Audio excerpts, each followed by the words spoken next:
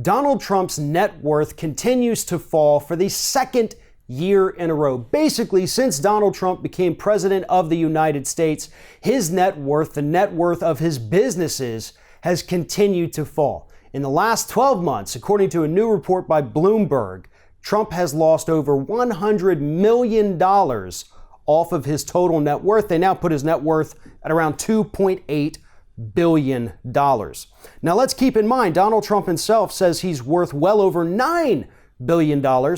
However, this group that actually looks at business filings, looked at Donald Trump's financial filings, looks at tax data, and looks at everything else, they put his value at only $2.8 billion. So, about a $7 billion discrepancy there. I'm going to go ahead and side with Bloomberg because most of what Donald Trump says is an absolute lie. But anyway, let's get to the point here. Donald Trump's net worth continues to fall because a lot of his properties here in the United States are losing their value. Why? Because fewer and fewer people in this country want to associate themselves with the Trump brand. Office buildings that Donald Trump is currently owns, are losing their tenants. They're losing shops. They're losing people that just simply don't want to be around that Trump brand. It's toxic right now.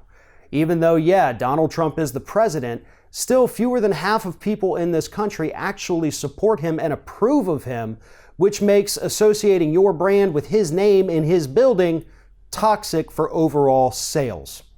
And Donald Trump's golf courses here in the United States continue to lose value as well.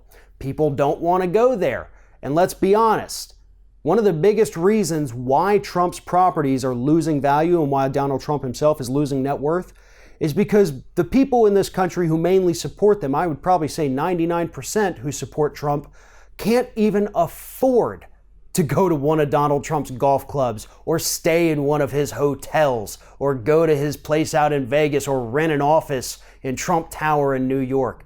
They can't afford it. Donald Trump's not exactly attracting the best of the best here in the United States. And I'm not saying that to be offensive. I'm saying that based on the numbers that we've seen and the typical profile of the average Donald Trump supporter in this country. They can't afford to shop at his places. The people who can sometimes do.